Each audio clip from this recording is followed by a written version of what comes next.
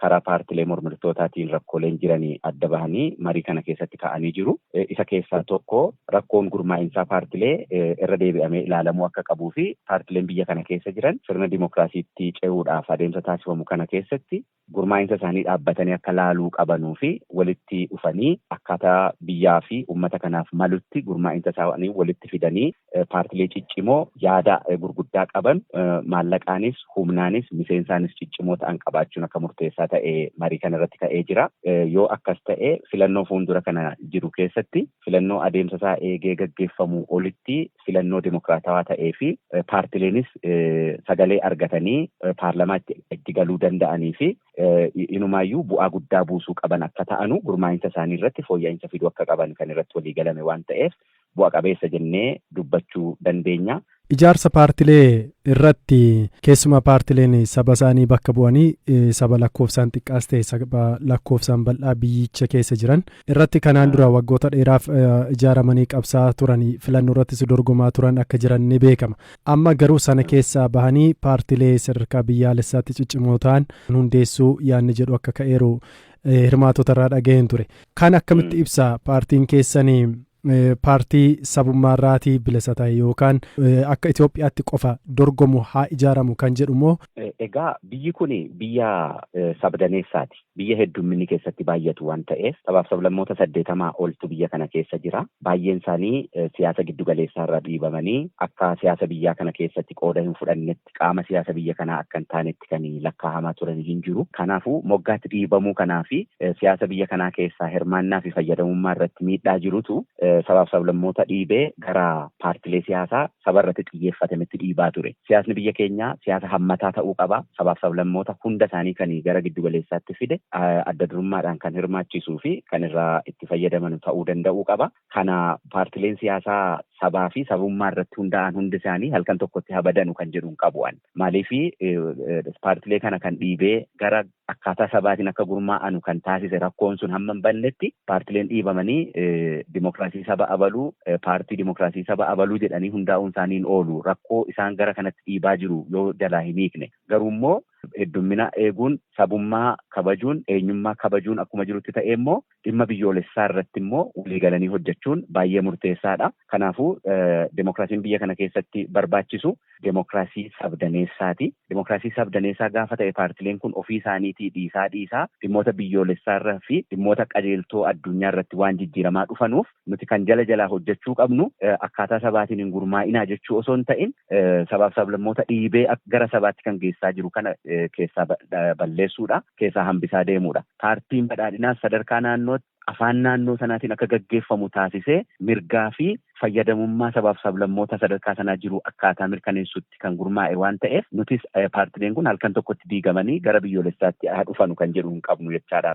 Mee paartileen tokko sabboonummaa kan leellisan ni jiru biyyicha keessa akkaataa saba isaaniitiin. Ilaalcha amma irratti jirtan kun kan irratti walii siin galchuudha paartilee mormituu waliitiin yeroo mari'attanii wanti amma jedhamu kun immoo sabboonummaa dur ture balleessuudhaatiin Itoophiyaa ishee durii afaan tokko alaabaa tokko jalatti bultuu ijaaruudha jedhanii ija shakkiitiin kanneen kaasanis ni jiru. Kan akkamiin walitti araarsuu dandeessu? Egaa paartiin badhaadhinaa kan hadheeffatee irratti qabsaa'u keessaa tokko dhimmi sabboonummaa, dhimmi sabni tokko morma ol qabatee deemuu, afaansaa, aadaasaa, duudhaasaa kabachiisuu, sirna siyaasaa giddugaleessaa biyya kanaa keessatti adda durummaadhaan hirmaachuu fi irraa fayyadamuu sarara diimaadha. Kanarratti paartiin badhaadhinaa siiriyeeslii hadheeffatee qabsaa'aa jechaadha. Dhimmi kana duubatti deebisuudhaaf jedhu dhimmoota waggoottan 27 argaman sabaaf sablammoonni bakka isaaniitti qaama raawwachiisaan seera hiikaan seera baasaan manni murtii afaan ummataatiin dubbachuu baree waan duubatti deebisuu deemu hundasaa paartiin badhaadhinaa fuuldura dhaabbatee qabsaa'a.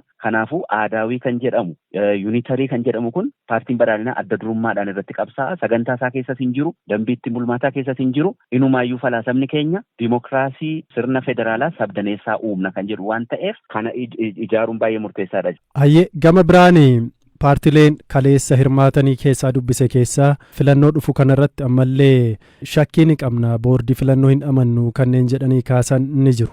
Filannoo kan haqa qabeessa gochuu irratti hammam kutannoo qaba paartiin keessan? Rifoormiin boordii filannoo biyyoolessaa hundee irraa fooyyessuu akkasumas immoo heerotaa fi seerotaa fi qajeelfamoota filannoon ittiin hoogganamu hundee irraa fooyyessuu akkasumas immoo dhaabbilee nageenyaa fi haqaa rifoormii guddaa taasisanii fooyyessuun hojjetamaa tureera jedheen amana. Sirni dimokiraasii biyya kana keessatti Itoophiyaan dimokiraasiidhaan milkooftee waan hin jirreef kana fooyyessuu keessatti paartiin biyya bulchaa jiru amanaa fudhattee akka hojjechaa jiru nan beeka. Waa lama sirni dimokiraasii tokko adeemsa lammaffaan bu'aadha. Kan amma nuti hojjechaa jirru adeemsa isaa qulqulluu taasisuu fi fooyyessuu qofa osoo hin ta'in bu'aas akka fidu barbaadama jechaadha. Bu'aan inni fidu immoo paarlamaan nuti qabnu paarlamaa yaadni baay'een keessatti dhagahamu. Ilaalchi baay'een keessatti calaqqisiifamu.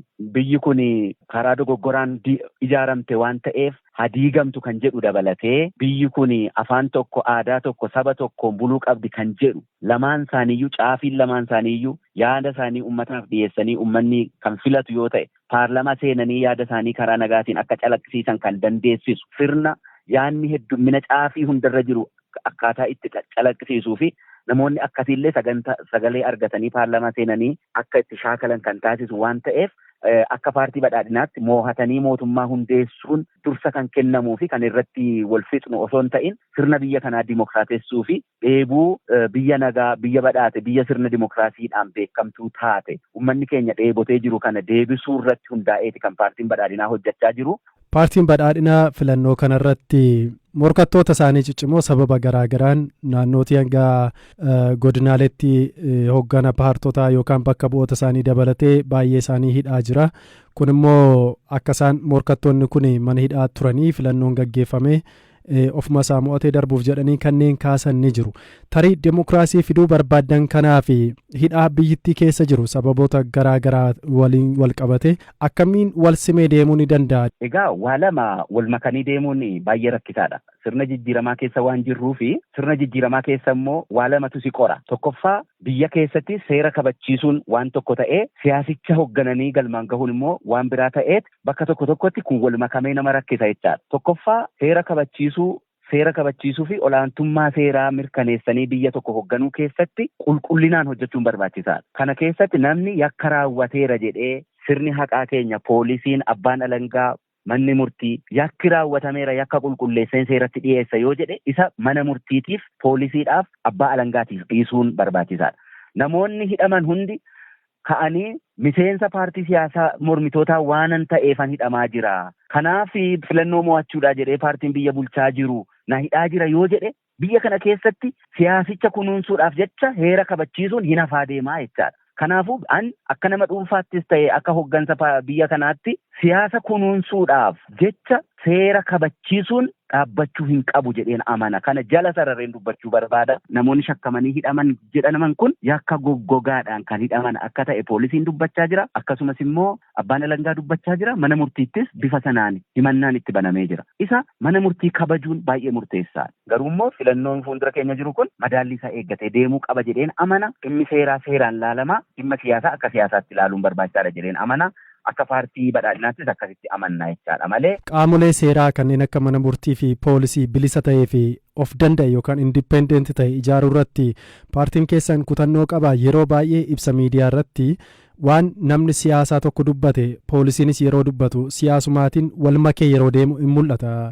Yakka wajjiniitinis wal qabate olaantummaa seeraa wajjiniinis kabachiisu waliinis wal qabate waanuma kaabineen tokko yookaan hoogganaan paartii tokko dubbate poolisiinis yookaan gama qaamolee seeraatiin yeroo walma tokko jecha wal fakkaataatiin ibsamu yeroo baay'ee mul'ata. Kana jechuun qaamni haqaa biyyittii keessa jiru siyaasa biyyittii yookaan paartii biyyittii irraatii yookaan miseensummaa irraatii bilisa ta'e of danda'ee lammiilee isaa tajaajiluuf akka danda'uuf hojii isin hojjechaa jirtan yookaan birmadummaa isin kennaa jirtan maal fakkaataa? Fuulduratti paartiin keessan isa kanarratti maal hojjeta? Qaamoleen seera baasaa, seera hiikaa fi seera raawwachiisaa madaalli isaa eeganii check and balansiidhaan ogummaa isaanii eeganii bilisummaadhaan socho'uu qabu kan jedhu jala sararamee hojjetamaa tureera. Kana keessatti rifoormii gurguddaan poolisii irratti hojjetamee jira. Rifoormii gurguddaan sirna mana murtii keenya irratti hojjetamee jira. Rifoormii gurguddaan sirna tika biyyaa keessatti hojjetamee jira.